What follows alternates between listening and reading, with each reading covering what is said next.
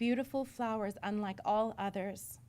My neighbors came to behold them, and they all said to me, "When autumn comes again at seeding time, will you not give us the seeds of these flowers so that we may have them in our gardens?" And with a joyous smile, I said simply to them, "Plant your sorrows in the garden of the divine, and shower them with your tears of forgiveness, so that you may surrender their faults and instead rejoice in their virtues. These blooms know no season. They are eternal and boundless, as is the love of our Father and Mother in heaven. Sow with the deepest love and reap your harvest with thanksgiving, knowing that we are the seeds of the tenacious plant, and it is in our ripeness and our fullness of heart that we are given to the wind and scattered." And so it is.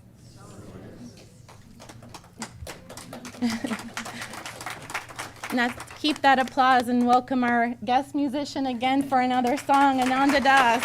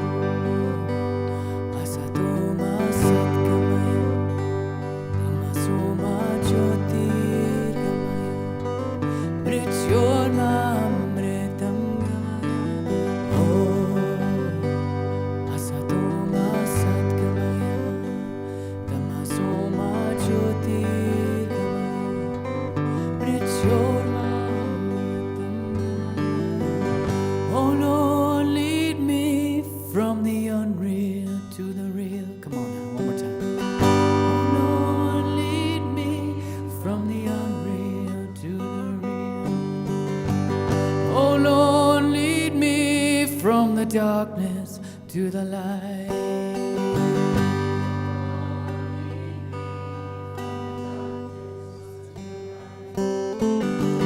Oh Lord, lead me from death to immortal life.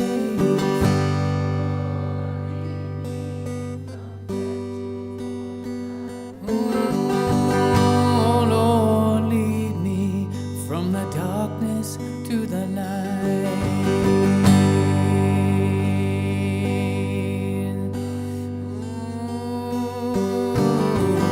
Oh Lord, lead me from the darkness to the light. From the darkness to the light.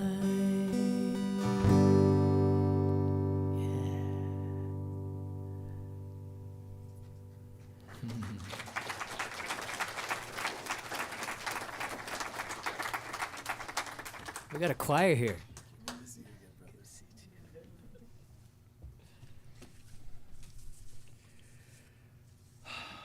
Great to see everybody. Thank you for being with us. Can you share with me what topics you'd like me to cover today? Oh Lord, lead me. Darkness to light. Holy harmony. What is it? Holy harmony.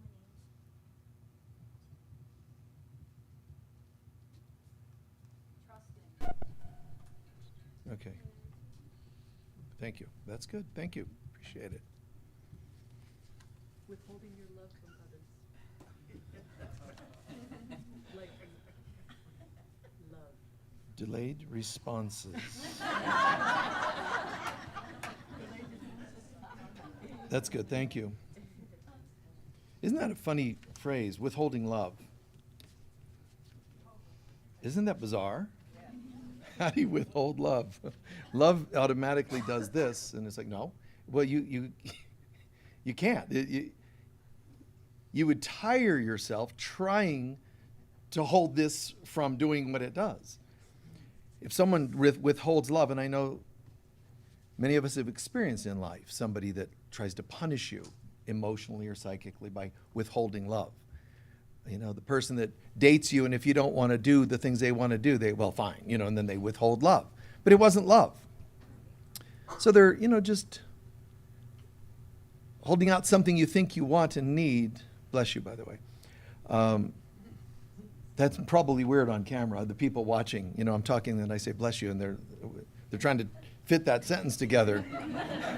Someone just sneezed, that's all. Don't overthink it, man. So if we've been the ones to try to withhold love, our children are making choices we don't approve of, the little like to withhold love. It's who we are, and it's who they are. As soon as you walk into a room, the particles that are truly love within me, they dance with delight to see the particles of love within you. I mean, that just happens. Love just responds to love. The problem is that if I don't remember that I'm love, and I refuse to see the love in you, these particles are kind of like depressed. They're like, wait, I thought we were about to start dancing. No, we don't do that here. Our religion forbids dancing with delight. Our culture, our religion's always something. And this is, we've talked about this a bit in the last few weeks, I think, different ways, but this is where thinking starts to kick in. The tree of knowledge. The Big Bang takes place, and if we say that God's here, and here's the line that was created between reality and illusion, the Big Bang took place and exploded this way. Not into God, but it exploded this way and became the universe. So there's God's universe, one song, and then there's our material universe. And when that happens, at the moment that we think we separate, comes duality. So all of a sudden that's right and wrong. And that's also in the garden known as the tree of knowledge. I will decide, which is basically opinionated knowledge. I will decide what's right and wrong.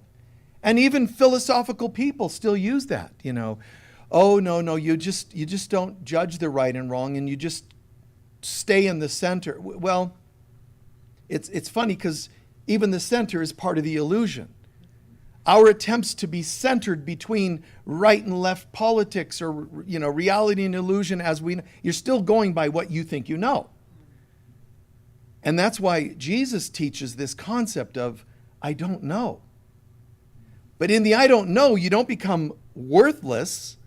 But the tree of knowledge, which is the serpent saying, God doesn't want you to know the truth of God, because that will render you impotent in terms of understanding life.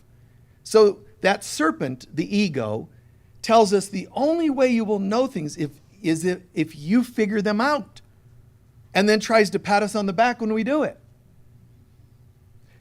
But that's all actually fear-based knowledge. It's really a trip. You're talking about holy harmony. Even the word trusting, one of you brought up. You can't experience trust while you're thinking, because thinking is the opposite. My thinking, which the garden and the tree of knowledge and the serpent tells me, you'll become a better person when you just learn to think more, which is the exact opposite of the truth. Because thinking means I'm worrying, which is the opposite of trusting. And knowing. There's this, we think we gain knowledge by thinking. I'm so proud of myself. I took myself to schools of thinking, and we all sat around and thought. And we just thought and thought. And that's how I grew, because of my thinking. See, that's me, the ego. But it's by my thinking that I grew. But not always my thinking. Sometimes I read about the thinking of others. So we're all just sitting around getting thunk,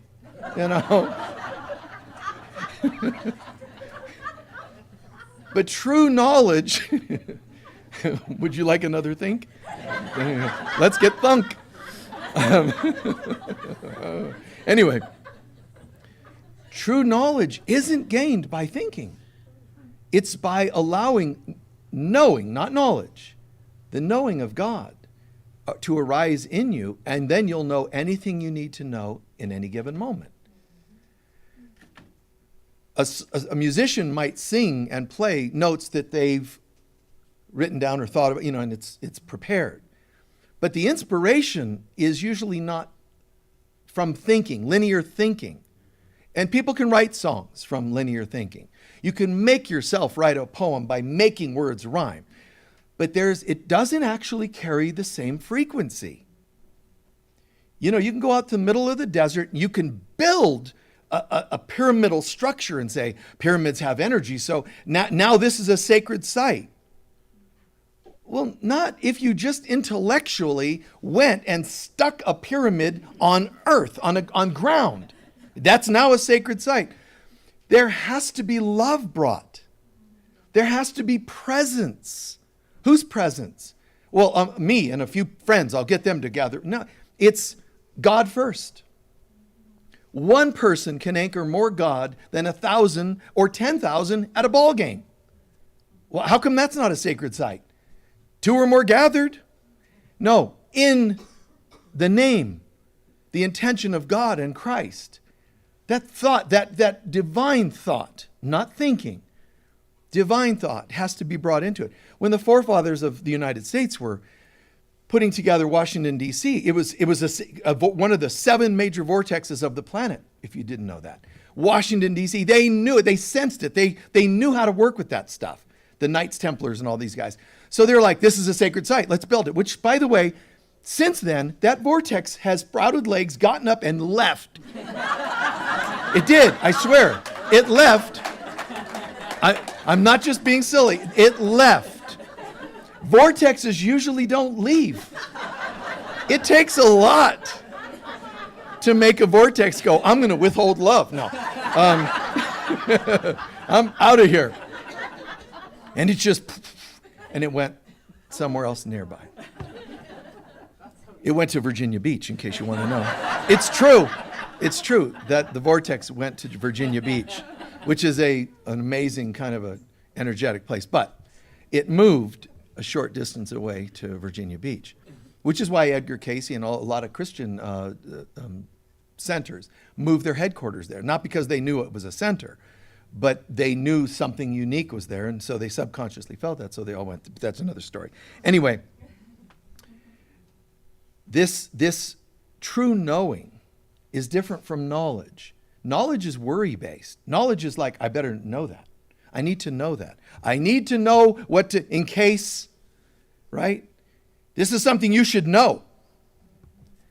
You know, people live in ignorance. They need to know these things. Then why is ignorance bliss? So it's interesting because it's like a song you might remember from the 70s. The things you pass for knowledge I can't understand. It's really interesting that this world, which is ego-based world, convinces people that your achievements are based on your thinking level.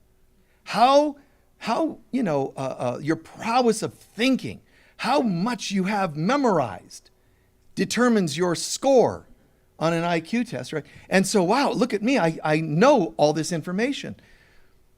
And yet, Buddha, Jesus, and other great masters and mystics have said, the things I teach, the things I know, didn't come from books.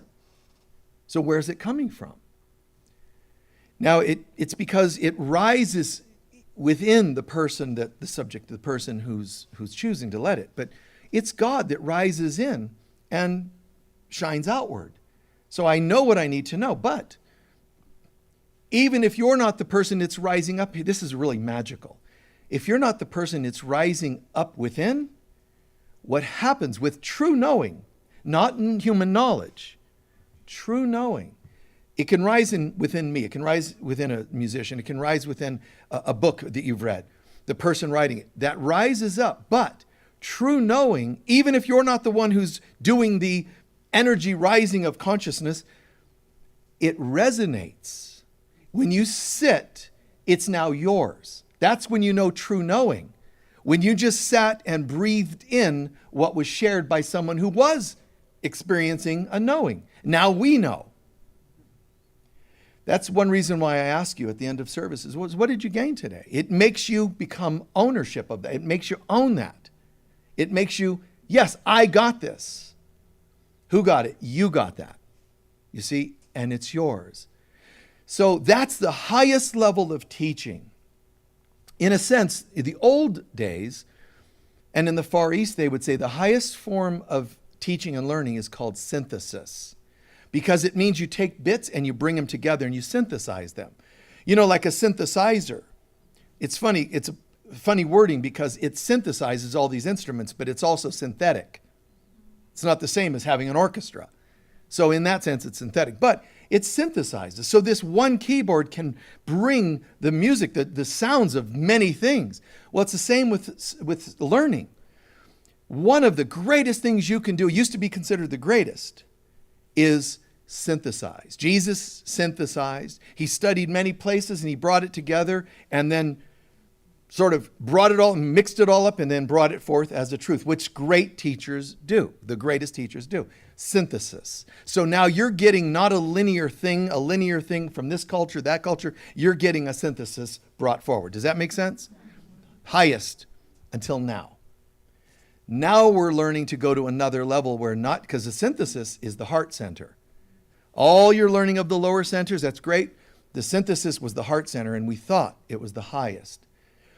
There's a new understanding now emerging, which is it's not just the synthesis, it's the spontaneous knowing of God.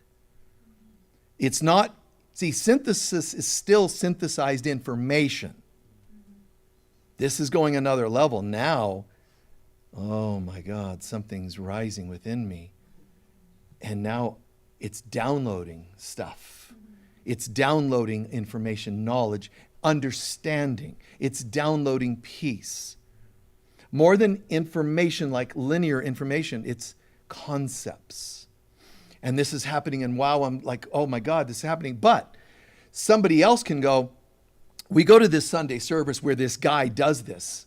This download happens and God, and oh, isn't he amazing?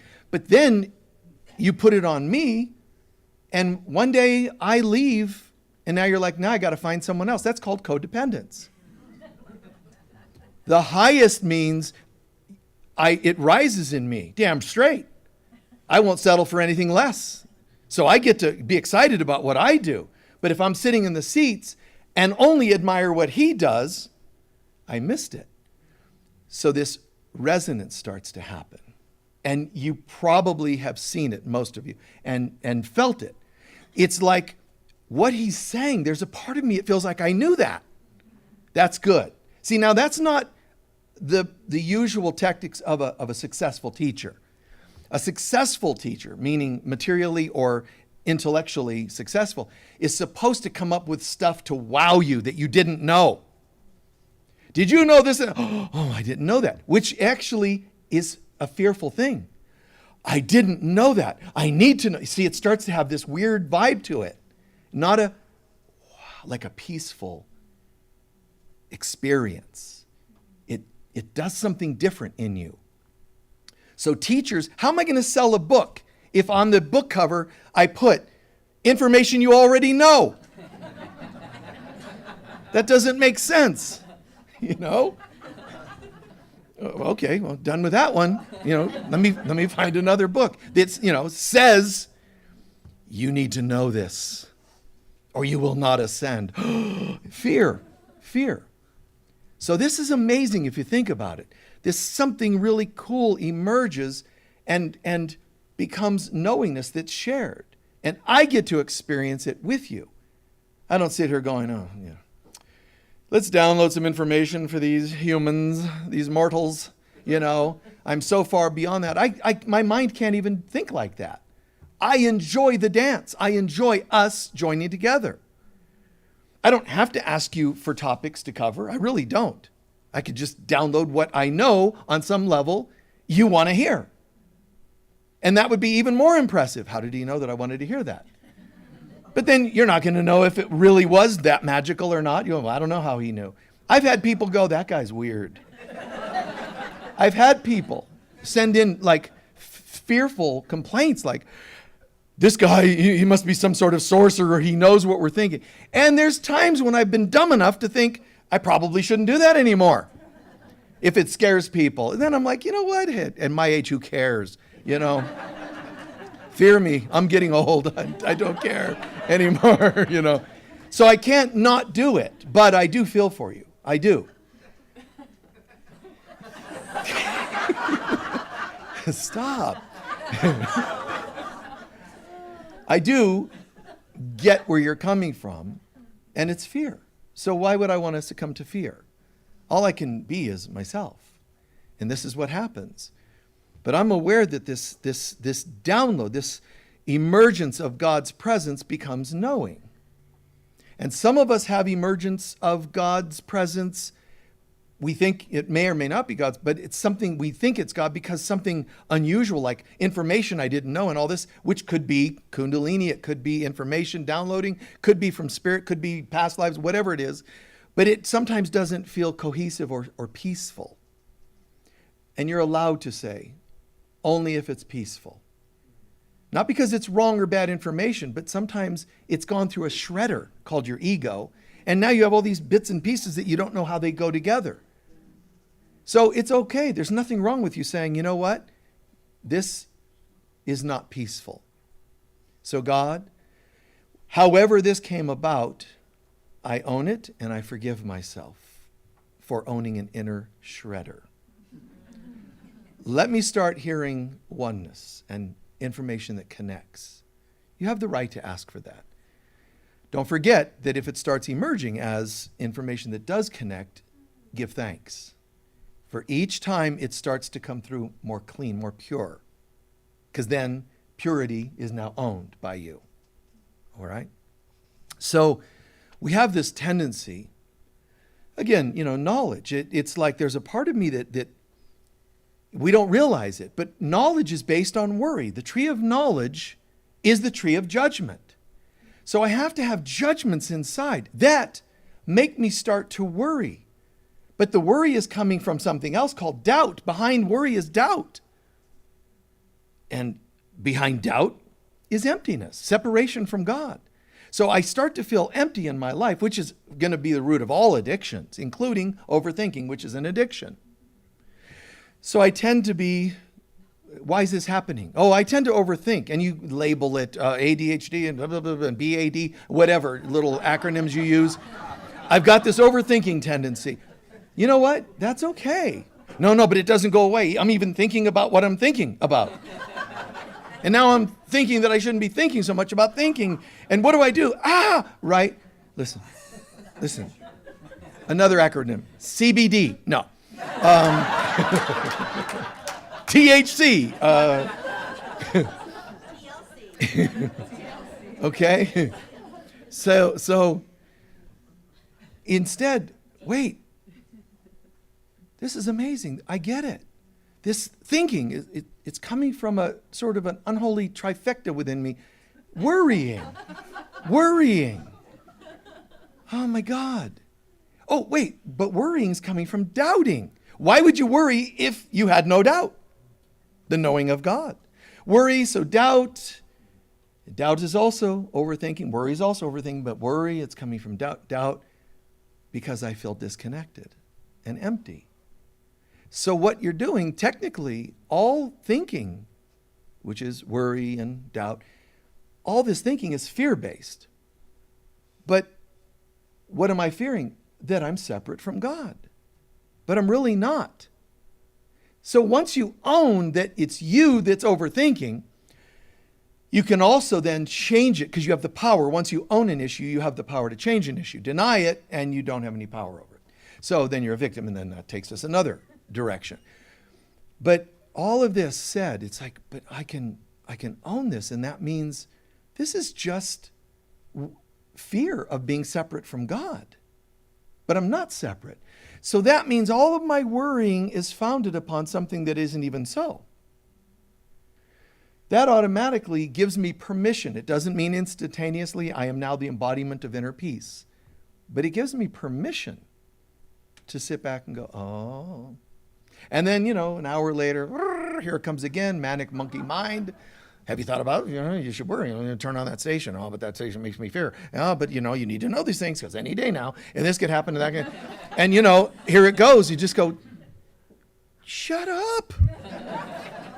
Just like chill, baby. You're allowed to say that to yourself or laugh at yourself. Wow. Wow. Who would want to date you? Like, wow.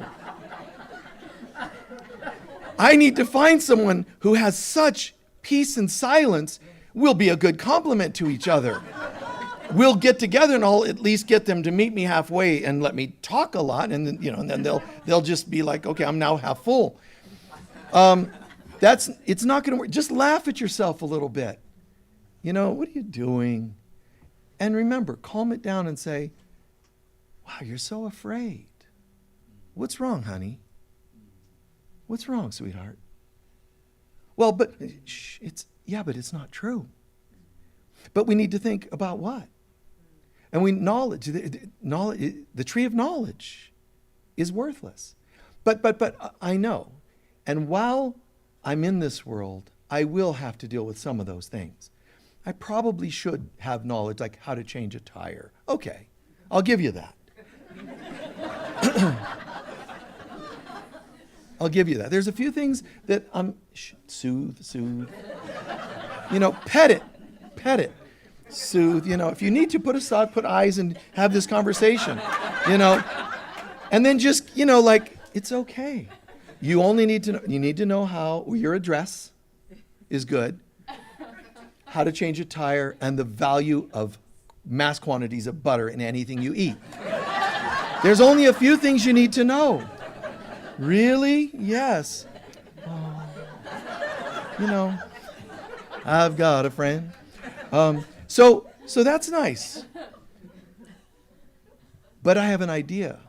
What's that? If there's anything I actually have to worry about,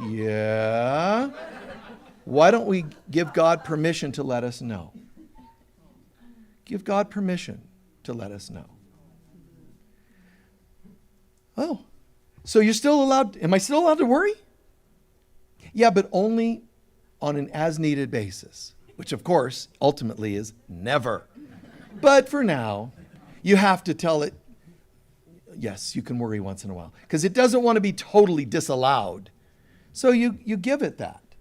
And some days you leave the house and you're not sure if you shut off the stove. That's reasonable, so maybe go home and check.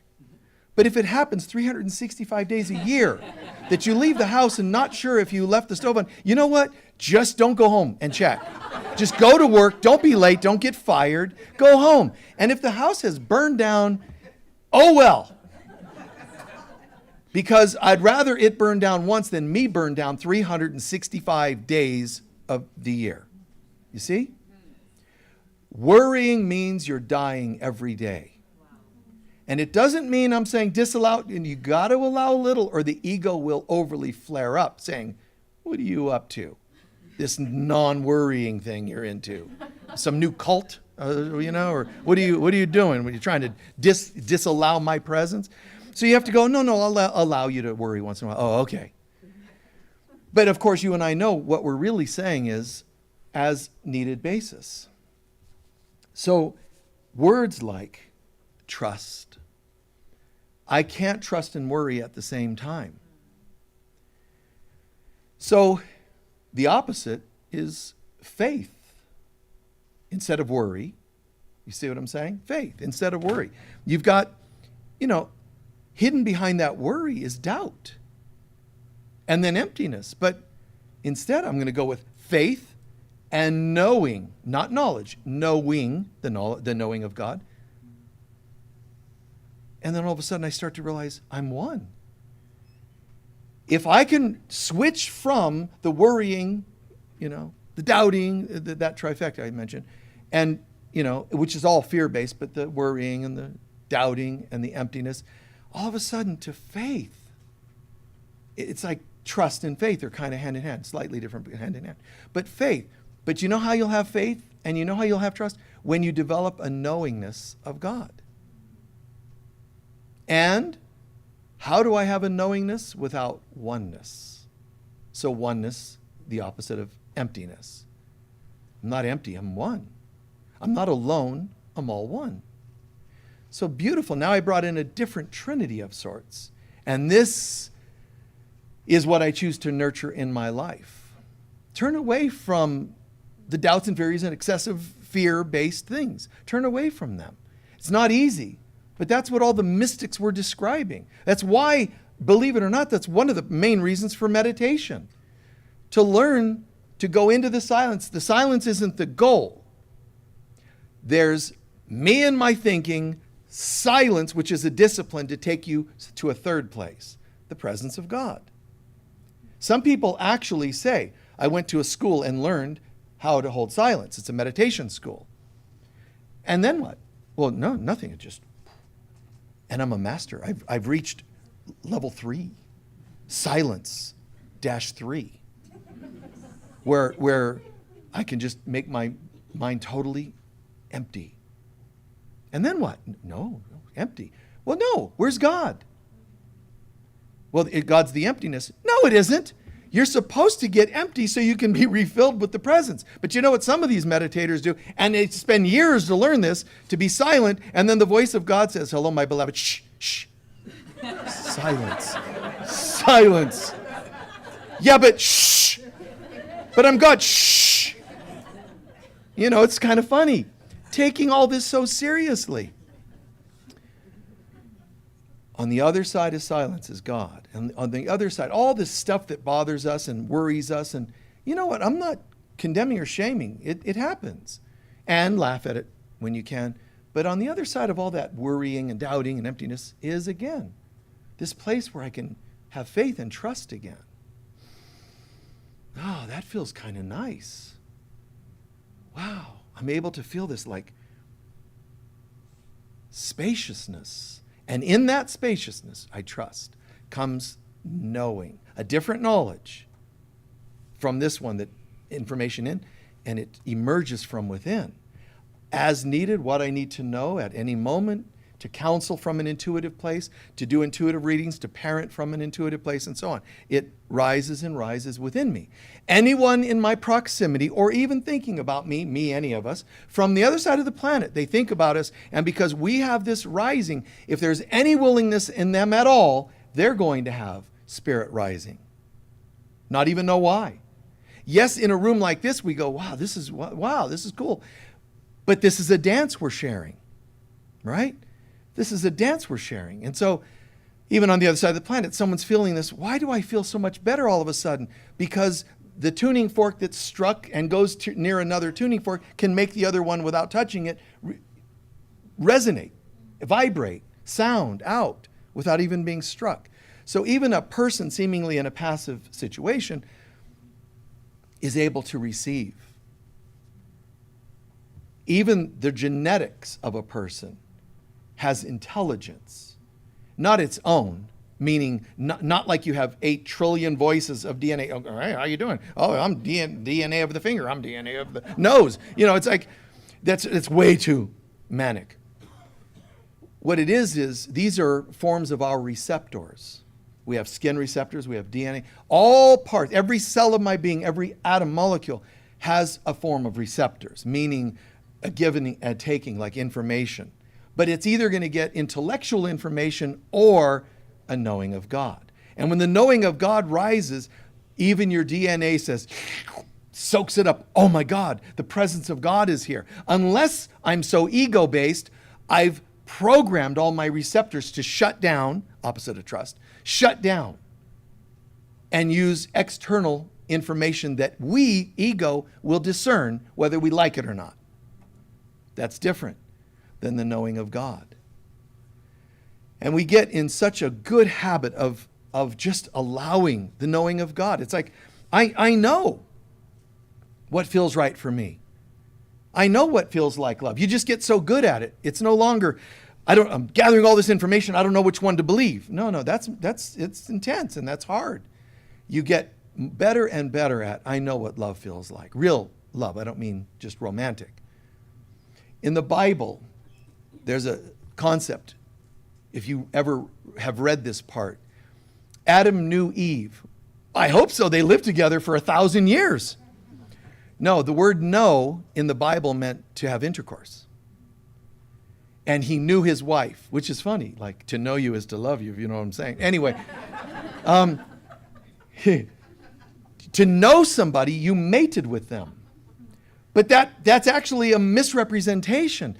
It meant to know them, you become one with them, which is how intimacy was supposed to be. But most people don't. Most people, I don't know who I am, I don't know who you are, and right now, I know what I want to do. You.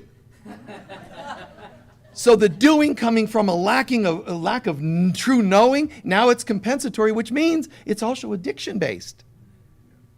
Now, I don't just need you once, twice, 3 times. I need somebody else quickly, because none of them actually help me get what I'm looking for. What am I looking for?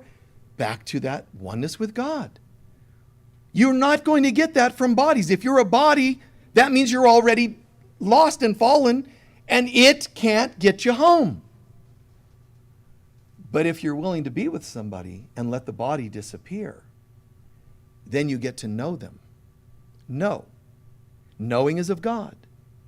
You see? The opposite would be compensatory, fear-based, and it's like knowledge. Like, oh, I had one more lover. I did one more thing. It's linear information.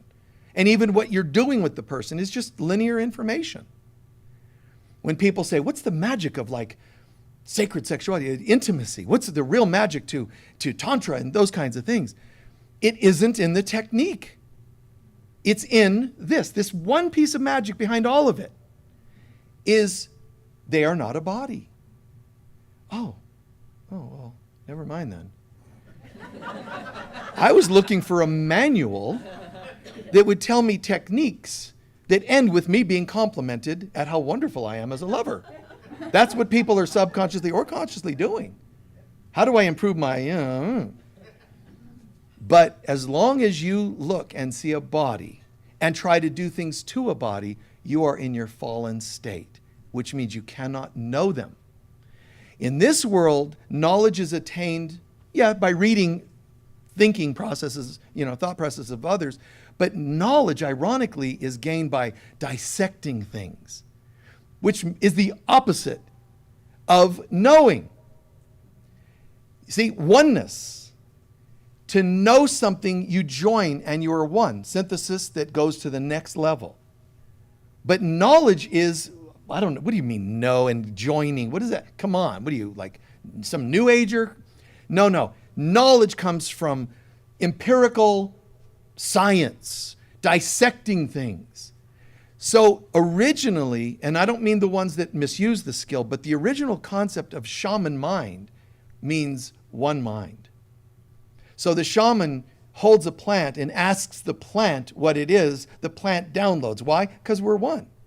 If I think the plant is separate from me downloading, I might get information, but it's limited because we're two. When you realize there is no such thing, you are, I am. And now I start to feel and know all the properties. Now how many times have you gone to a pharmacy where the chemist is like, hold on. Okay. 3 of these will, No, it doesn't work that way because everything's dissected. You're dissected. Your organs, each of them is separate in Western medicine traditions. Your systems are all separated. Edgar Cayce, who's considered the father of holistic medicine, had one of his many talents, but one of his unique ones is his health readings. And one of the weirdest, coolest things he did was explain the reason a person's sick was there was an incoordination, lack of oneness, between systems. Now that's something even doctors today that like Cayce, that believe in Cayce, they still can't figure it all out. Because you have to join with your client to understand it. But there's an incoordination. And then he wouldn't say between the spleen and, he would say the liver forces have an incoordination due to the lack of connection between the parasympathetic and he's like, wow, way out there, trippy stuff. But he's describing the universe as a one and your body being a universe as one. And there's a lack of coordination between these systems because of tension, because of stress, or whatever else. So he could create healing in people that nobody else could because he would explain what sounds really cool, but it's really a trick of oneness. A trick meaning it's a magical experience. You're bringing things back to oneness. So he would say this person has digestive issues because of this battle between these two systems. Let's get them to get along, oneness, and then the symptoms all drop. It's very different, isn't it?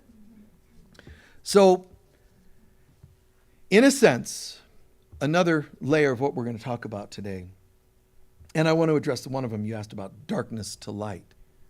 And harmony, I like that one in this context too, but picture this. So I often use the chakras as a metaphor of what we're talking about. Why? Because that brings you also within here. If I talked about some other dimension, hey, welcome. Let me tell you about the 89th and a half dimension. Here, beings, do this and they float and, whatever. And you're like, wow, that's a trip. How does that help you in any way? I mean, it does, how does that put butter in your refrigerator? How does that bring the important things into activity? It doesn't. You know what's nice is no matter how cosmic I can be and whatever I talk about, I can always relate it to you, your life, your body, right here. Honestly, the metaphor right here. The kingdom of heaven is within you. The Aquarian age is a heart chakra thing. I can always bring it here, not make stuff up. I can make it come back here. You have 4 torso chakras and this combined 3. Earth, water, fire, air, ether. And your hand tells you that. Earth, water, fire, air, ether. The fingers in palmistry are named such. Oh my God, because that's me. Your palm and the lines in your hand, they're not just coincidental lines.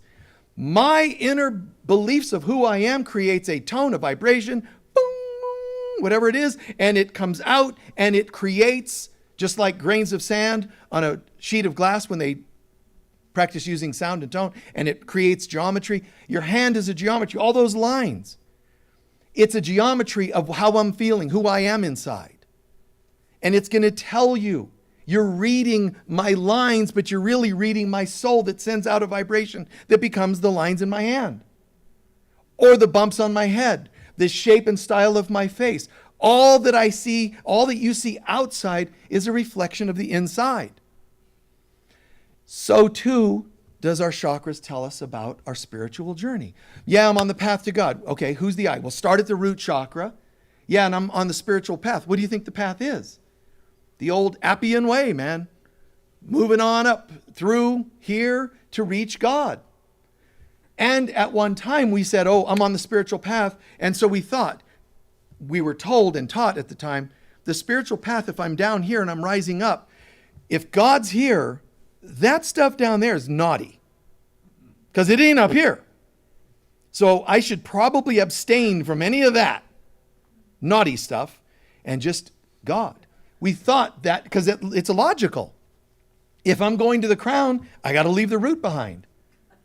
So it becomes, leave the root behind, leave the root behind. We go into these chants in church, naughty genitals, or whatever.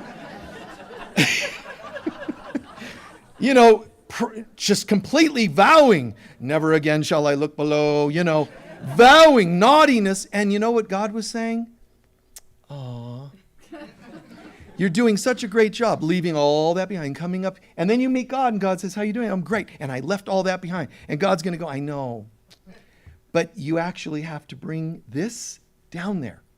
You have to bring my unconditional love, non-judgment to every part of your being. And we're like, what?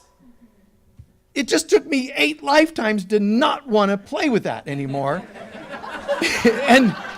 And now you're telling me I got to go back? Seriously, it's kind of funny, but I swear this happens. On your spiritual path, you will be tempted to swing from the doing world to the being world. But the being world, we assume, duality again, means no more of that stuff. And what it comes to be later is, in the center, neither of those exist to me. All this work I did to reach the crown, only to be told, now go back and bless all the parts you left behind. It's like, and at first, it's frustrating and confusing. You feel kind of dispirited because you just did all this work, only to be told, now go back, do it again. It feels so defeating, but it isn't.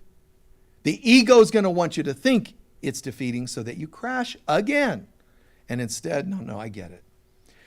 It's go back and read books, go back and do the things you did, but you do them differently. And yes, some of them will fall away because you decide now not to avoid it like it's naughty, because that gives it power.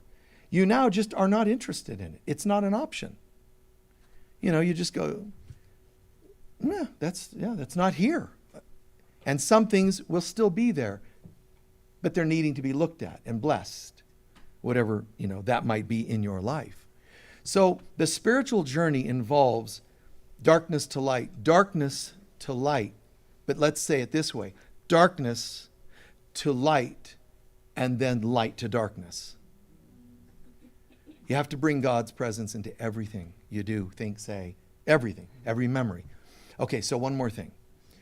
The spiritual journey starts down here. Seemingly, it's a metaphor. It starts down here, but you can live down here on the human level, lower chakras, and be unconscious, obviously. Look around the planet, watch news. Yeah, there's so it's so easy to see. Reality shows, and it's just like no consciousness. So there's people that are just asleep. But for you to awaken on the spiritual path, you have to become conscious that there's a problem. Conscious that you've been living asleep. Conscious that you've done things that don't feel right for you. Conscious that you've bargained your body at times. Conscious, well, I don't like that idea because it sounds negative. You have to show up before you can embark on the spiritual path. So there's little angels down here watching, do you have your ticket? What do you mean? Your ticket would be, are you consciously stepping onto the spiritual path? Are you consciously choosing this? Yes, I am. Nice. So now you're going to become conscious that if you do a little this too much, that too much, it's not really healthy. And you see, you're becoming responsible. Conscious, on the path. It's coming from the word like recognize, cognizant, conscious. Recognize there's a problem. I've been living my life as an addict, as a loner, as a fearful person, whatever it is. And that's going to end today. First step. Now you've done the conscious awakening. Good job. The next step is going to be, as you rise up to the next center, the subconscious. This isn't just you becoming consciously aware of conscious things in your life.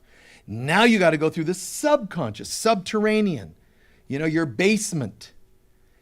Subterranean meaning the hidden things. So in the subconscious self, you're going to have to possibly remember all the stuff you thought, said, did in the past. All of the yucky stuff. Very important caveat to that. You don't actually have to remember each piece, but you have to be willing to. Because the willingness means, I refuse to let this have so much power, I'm afraid to look at it. The mother who's in charge of this process, the Holy Spirit, is not going to make you look at every one of them. Some of them, when you burn off one, it'll release some others automatically, very organically. So it's not an intellectual process. Know that you call upon the Divine Mother to help you on your spiritual path. You're already on the path, I know, but I would still consider what I'm saying here to be like kind of a map coming out today and going, where am I at? Am I being conscious and responsible? Recognize. Then the second is the subconscious, the hidden stuff. What do I do with that? You don't just recognize. What you do is you start to remember old hurts. What does remember mean? To reassemble the dismembered parts. I have some memories that are hidden over there, and I cannot get on the spiritual path unless I am willing to remember the dismembered parts. All the yucky things that have been done to me and I've done to others and to myself, etc. Do I end up remembering all of them? No. Again, you have to be willing to, and the ones that are relevant will be right there when you open your eyes, so to speak. Make sense so far? All right. Now, that's sort of our belly area. The next step that we go is kind of cool.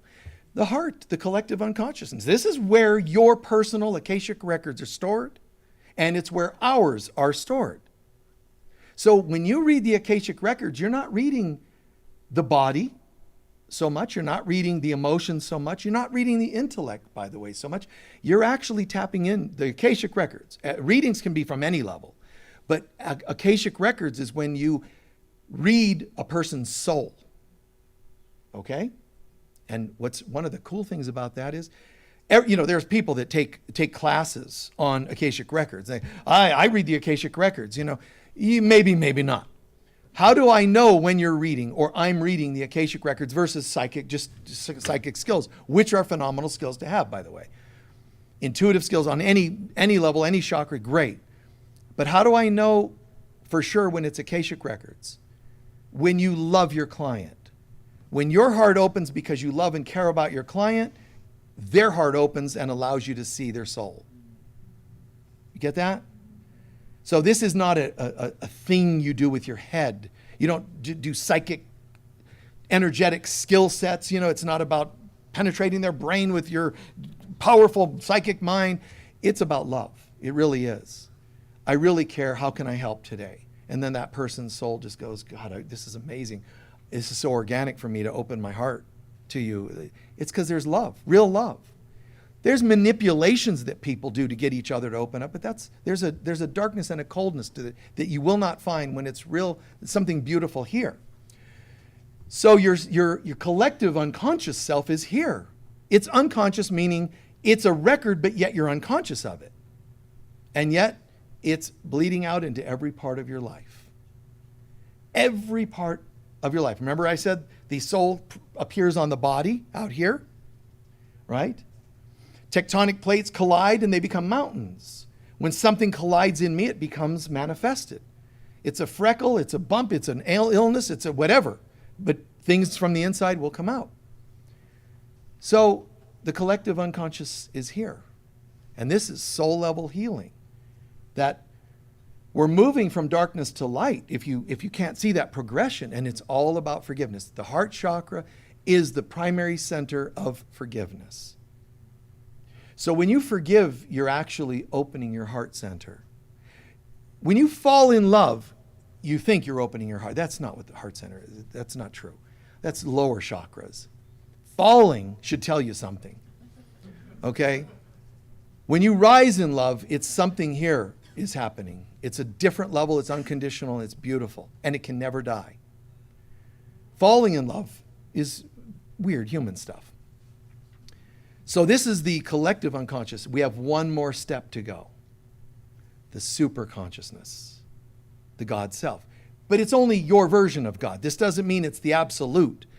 You can rise all the way to here, as many yogi have and throughout history and many mystics, and this opens and you're now in touch with God, but it's your version of God. It's God, but it's still limited based on what you'll allow.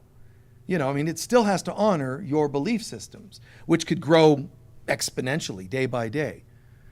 So this is what we're really doing. Part of our spiritual path could be described as conscious stuff, subconscious stuff, collective unconscious stuff, and super consciousness. So how do I know where I am on the spiritual path?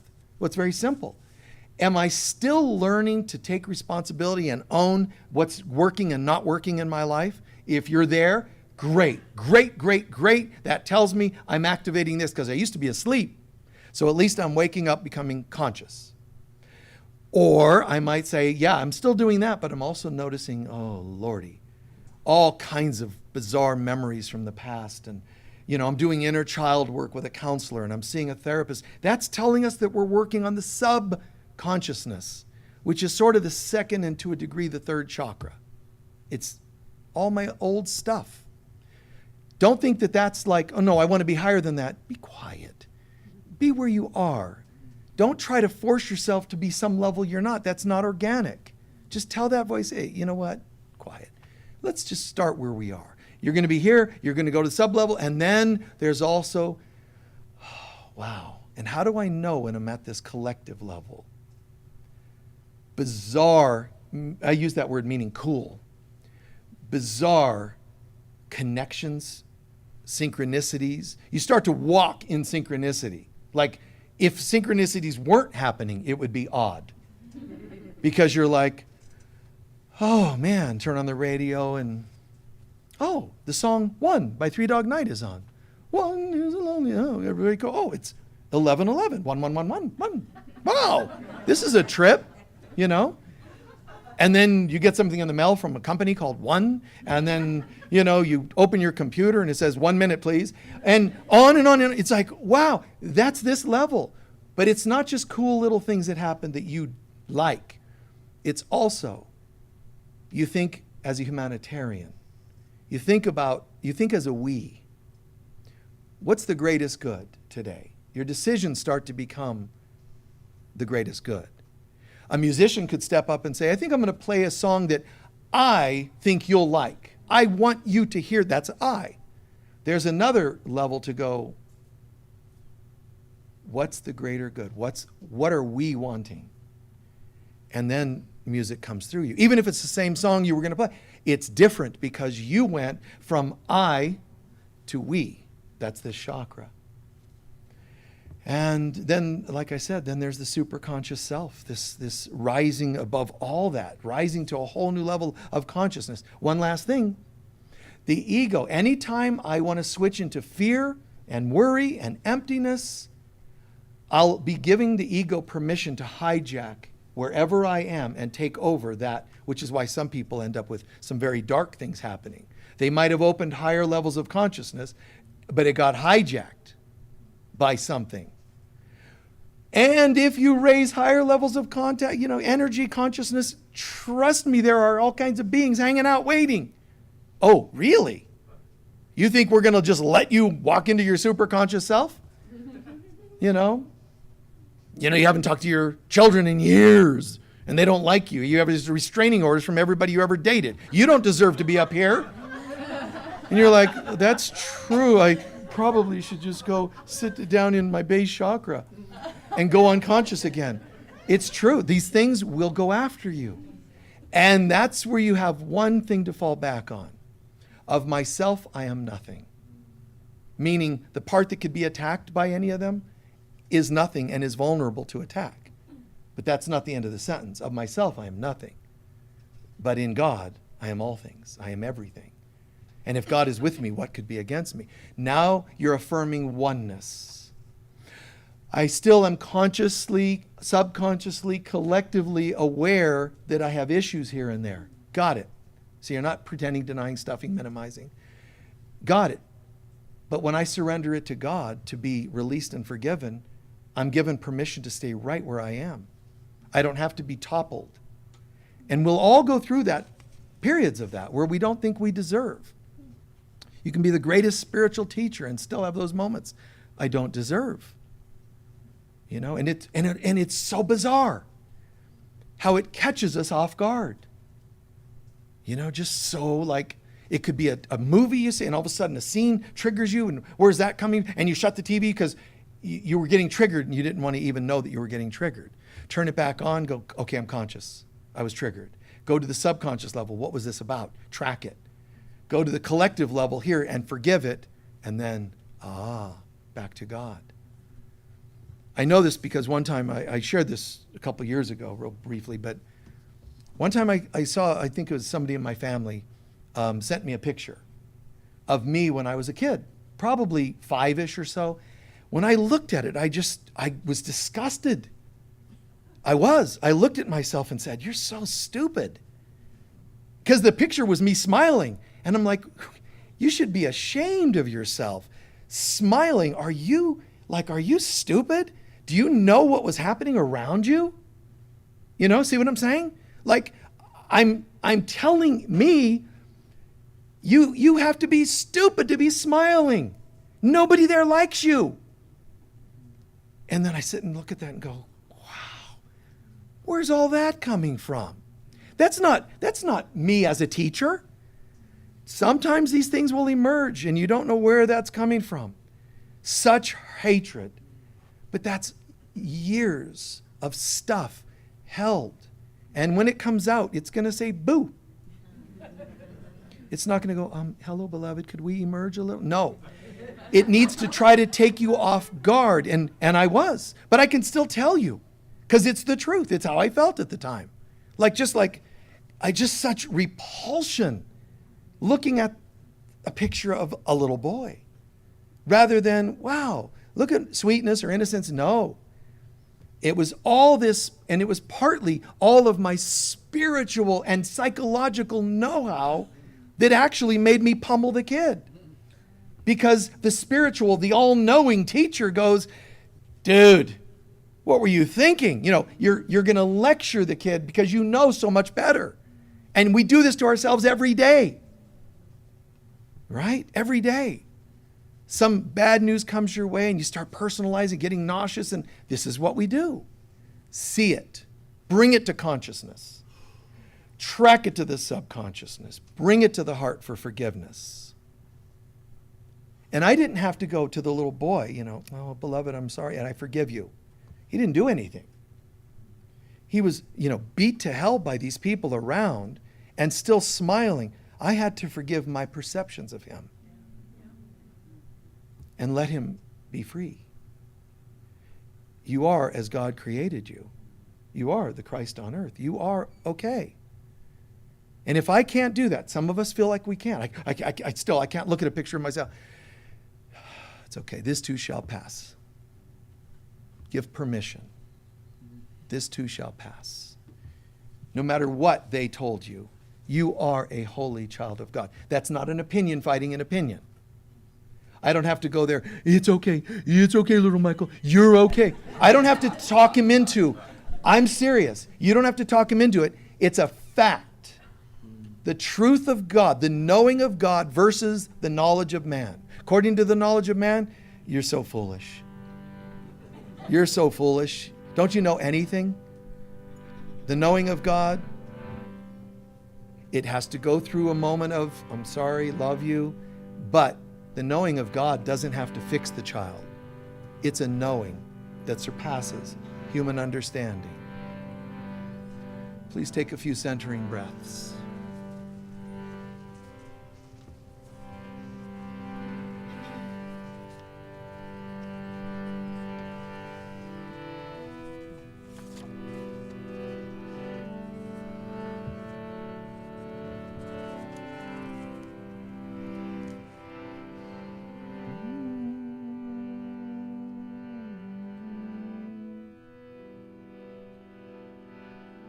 Just let the drone sound take you into your human self.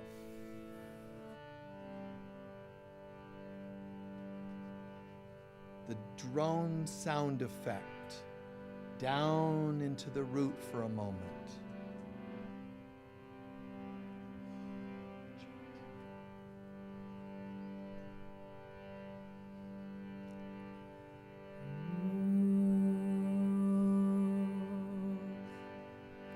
Listen to the sound of the voice.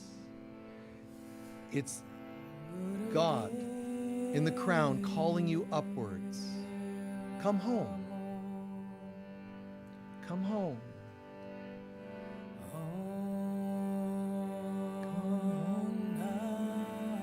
Home.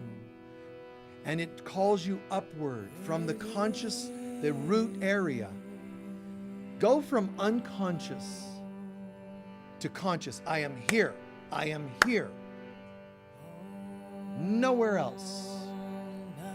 Not drifting off, not spacing out. I'm right here, owning my life.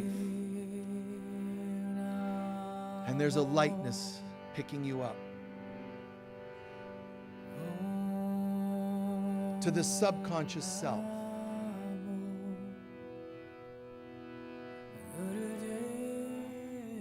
All those memories. Just let the elevator doors open and look on what's on the second floor, the subconscious. Don't go out and engage with them. Don't get caught up in them. Just stand and see what's on the second floor. Unhealed wounds, feelings, memories. What's there? Things you may not have expected, things you may not have wanted to remember.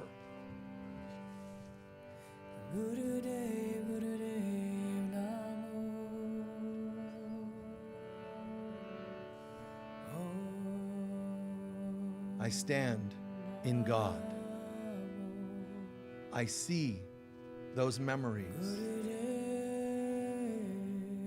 And I still love myself. To myself I say, please forgive me for all these things we've gone into and experienced. I love you. I truly love you.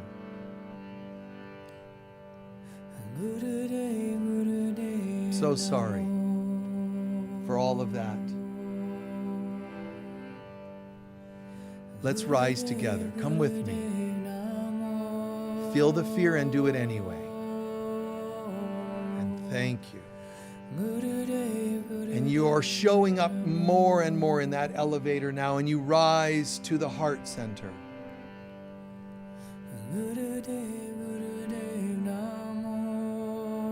And in the heart, we have our collective unconscious. When the door opens, it means you can see anything and everything for all people throughout all time. But today, let the doors open and see everyone's goodness. Yes, you could also read all that they've ever done, good and bad. No, not today. Just let the doors open and see everyone's goodness.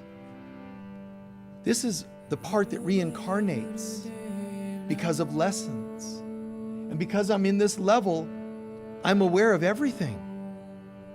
This is the Akashic Records. I know why now, even if I don't consciously know all the details.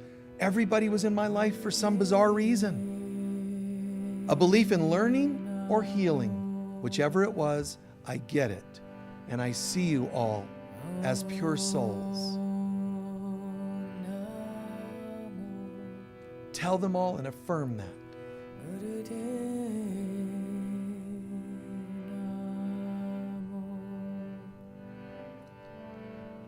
And the last step isn't us going up to the next floor, the upper 3 chakras.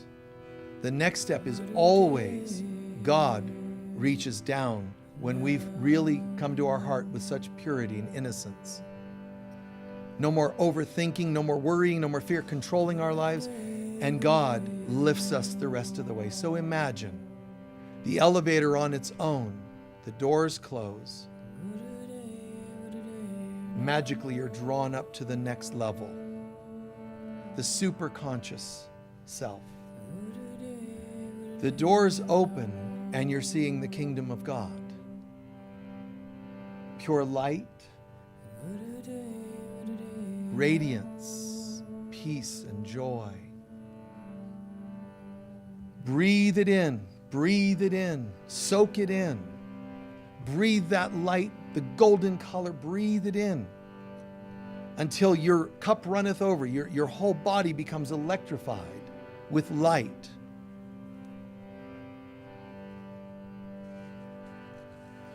And as mentioned earlier, now God says, I'm so glad you came here to refill. Now I need you to take this light and go back into the world and bring it to others. So spend a half a minute imagining what you might do starting today for the next day or week or month or year or life. Picture the elevator takes you back all the way to the root chakra, the physical world, the material world. And when those doors open, just imagine what kinds of things you would bring to the people in your life. Strangers, acquaintances, friends, family members. Just see yourself doing light work. And all I ask is to serve you. This is my humble prayer. All I ask is to serve you. This is my humble prayer, now and forever.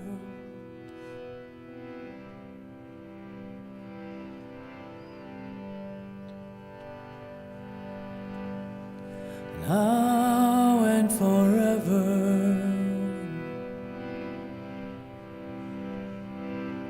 Place one or two hands on your heart and let Him lead you through those words again. All I ask is to serve you. Whatever, let Him guide you in the words. Feel it in your heart. Repeat when He asks.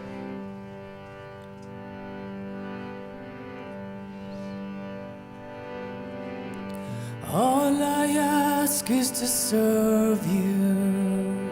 Everyone. All I ask is to serve you. A few times, please.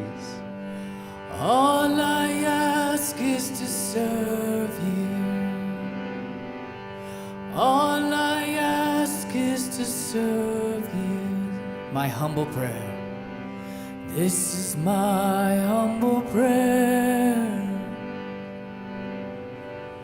All I ask is to serve you. This is my humble prayer. One more time. All I ask is to serve you. This is my humble prayer. Then hear the voice of God speak into your heart saying, my beloved, and so it is.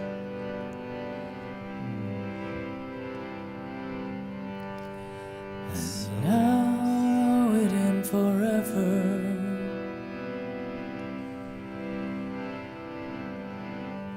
Slowly begin to stretch out. Now and forever.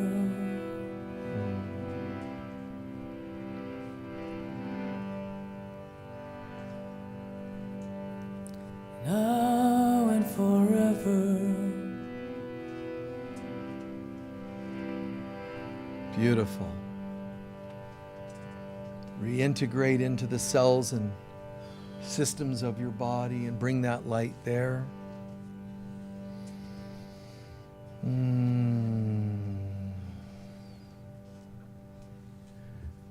We close with that Sanskrit prayer. Yum. Yum.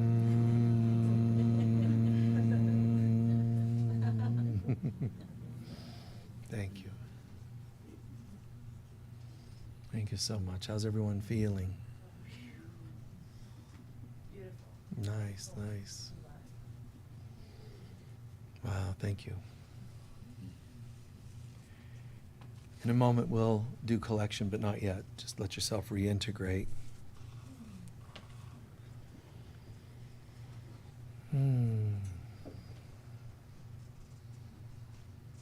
What did you learn or hear today that made the most sense to you or could be the most helpful to you? I'm fearing that I'm separate from God, but Fe- you're not. yeah. So that means all my worry is founded. My words were on sand. Yeah. We all this stuff is based on separation, fears of separation, but we're not. All of those worries and everything are built on quicksand. Yeah. Anyone else? Yes. My 8-year-old self is pure love. Your 8-year-old self is pure love. And your 28, your 30, my soul is pure love. But I've got this human self that I made up. I contrived. It's not me, and yet the world supports that this is all. What you can see and touch is the only thing that's real. And that, the more you can see it, touch it, that knowledge tells you is actually not real. The more you can establish it, the less it's real. Because everything's backwards here. Yes? Don't worry, be happy. Don't worry, be happy. Yes. Anyone else? Yes? From I to we in all things. Yeah, from I to we. Watch your inner dialogue at how often you not only speak I and me, but think I and me. You know, watch for that inner narcissist. The I, and it's so self-centered in the ego sense, as opposed to self-aware. That's beautiful. Yes? Just that overthinking mind and then the sock puppet. Like, I swear, I think if we should create a sock puppet with the Global Center for Christ Consciousness Right. logo.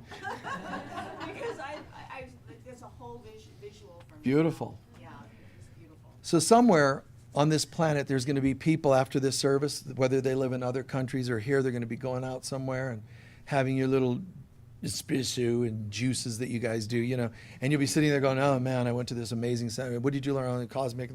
And someone's going to go, well, there was this sock puppet thing that, you know, that's what I got out of it, you know, and they will not understand. No, I'm joking.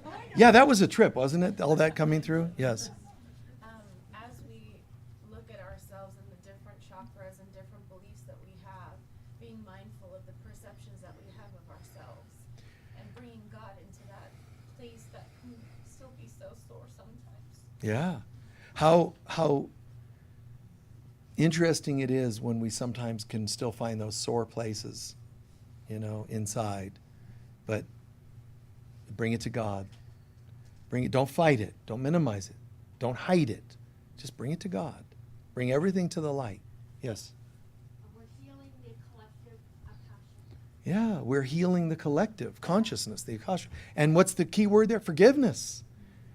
Right? Wake up, track your stuff, and then forgive it. That seems so simple. And then God will take you the rest of the way. Yes.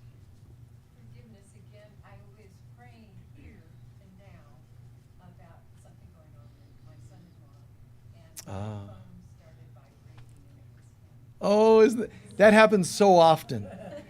We're in this room, you're thinking there's some issues with son-in-law and so on, and if he's watching, just letting you know what she's thinking of you.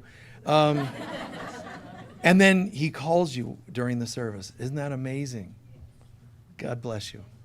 Well, it really shows your commitment to healing and whatever. And no matter what he says or does, you view from the elevator love to them all. Who else? Yes. Not only bringing darkness to light, but bringing the light back up. Yes, that's a tricky one, huh, that we added. It's not just bringing all the darkness into the light. You got to bring it back home. That's why the microcosmic orbit in the yoga traditions is up and back down. The original teachings were always about the up, the back, down, the front. We think because of the cool posters in all the New Age shops, it's all about up, up, up, up, up, bing, and then your bliss bunny, That all that is a carnival game. Boom, bing. Somebody saw that in a carnival game and thought it would be cool to put to a chakra chart. It's all about just blasting out your crown. Which, by the way, if it happens and that's great. I'm just warning you ahead of time. When you're done blissing out, God's going to go, because you got to bring it back. All the cosmic, if you can't bring it to your relationships, your day-to-day life, it's just cosmic. That's nice. Good. Enjoy the cosmos, but you got to come back. How are you? Feeling good? Would you allow a little healing? Would you mind? Good. Mommy, do you mind moving over a couple seats and sitting behind her?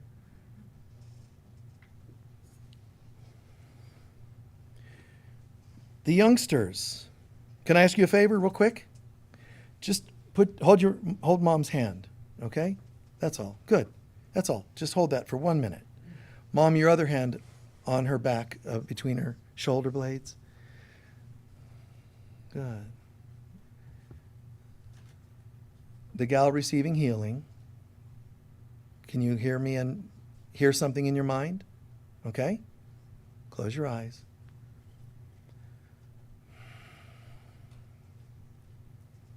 I want you to hear the words, all of my children are fine.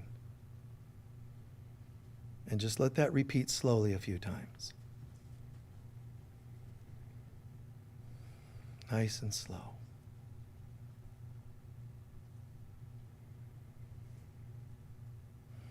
Soak that in. Those kids are bringing you something, the one sitting behind you and the mom. Let that bring a beautiful healing to you.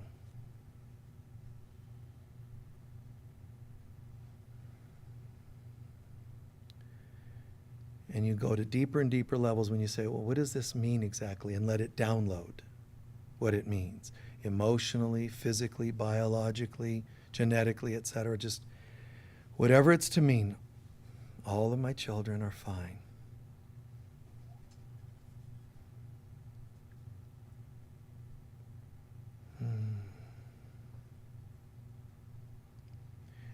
And there's the love of hundreds of people supporting you in that. Whatever that means to you.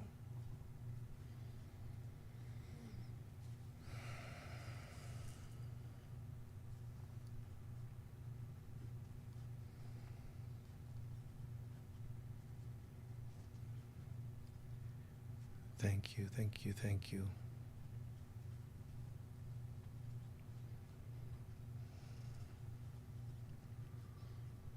Okay. We're going to do our closing prayer, but first, if the ushers could bring the baskets up, that would be great.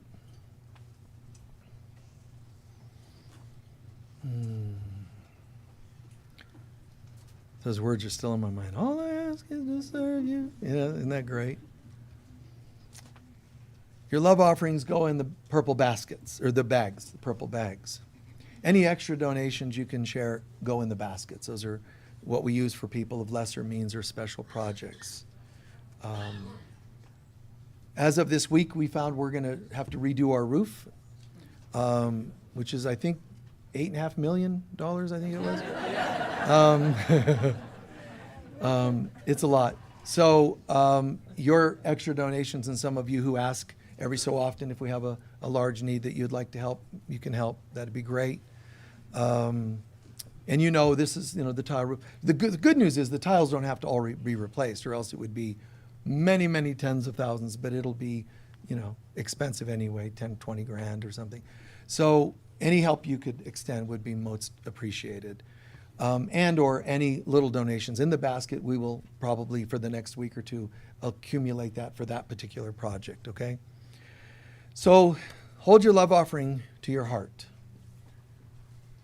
with full intention. Together, please. Divine love flowing through me blesses and multiplies all that I am, all that I have, all that I give, and all that I receive, and so it is. Thank you. While they're passing those, it'll take only about a minute. I want to remind you, Ananda will be back to say hello, and he's got his table back there, so any products, any CDs and things, and remember, he's got a new one coming out. You might send him an email or get it on his mailing list so he can let you know when it's released. But the materials are on the table in the foyer. You can go and say hello and, thank him and so on. Make sure there's a basket, or Dawn can help you. If you would like to extend any extra donations to our guest musician, that would be wonderful. Thank you. And let's give him a warm credit.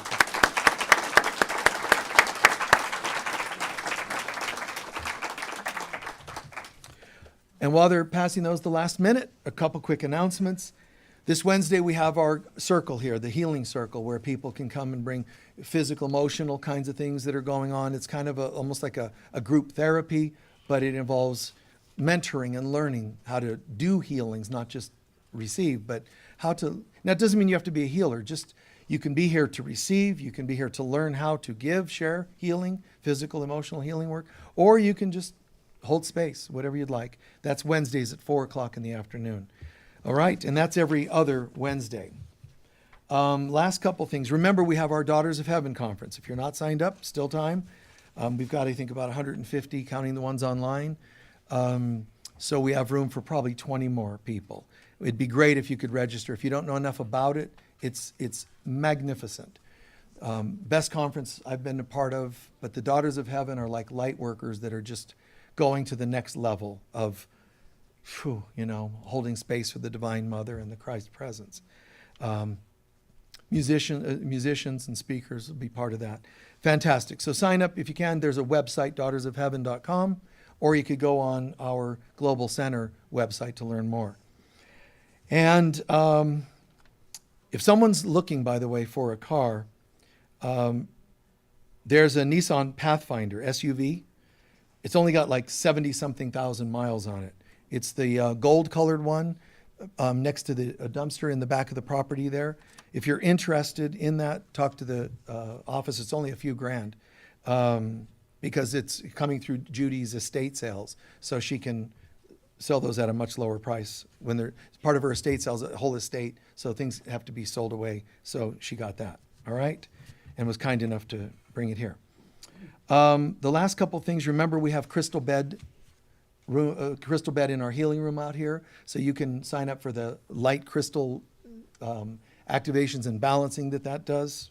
It's pretty incredible. It really, really is. Thank you if you're watching online. Any of you, when you're home and you're not here, you're sick or you live elsewhere, go on and watch us on Sundays. Always remember to like, but also please try to email us your information if you want to be on our mailing list. It's so much easier to keep people informed when you give us your email address. Then we can put you on our e-blasts, all right?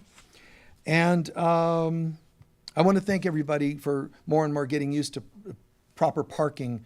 The parking, we have a big parking lot here and across the street, not the condo parking lot, but across the street over there where the bank is. All right? Thank you for that. And this afternoon from 1 to 4, got to say it, man, our psychic fair. It's Sedona Psychic Fair is held here once a month. So if you're not already signed up and would like to have readings, the readers are the best. I mean, they're just fantastic readers here. But you can sign up for a particular reader. And in some cases, if you live long distance, these folks are all such good-hearted people. You can call the office, say, I'm dealing with this, or you could pick somebody to have a reading, and you can just call them and do a phone session with them if you live long distance. All right? God bless. Thank you. I think that's all of them. Let's stand for our closing prayer. How's everyone feeling? Good, good. Yeah? Yeah. Thank you for letting us channel that through you, hon. It's very good, very important for everyone to clear that. Feeling grateful, the music, the tones, the words, the intention. Grateful for the great friendships we have here, even amongst strangers. In God, there's no such thing. So thank you, thank you, thank you. We each say to everyone watching the program, God bless you and thank you for being my spiritual brother, sister. The light of God surrounds us. The love of God enfolds us. The power of God protects us. The presence of God watches over us. Wherever we go, God is, I am, we are, and so it is. Peace be with you all. Thank you.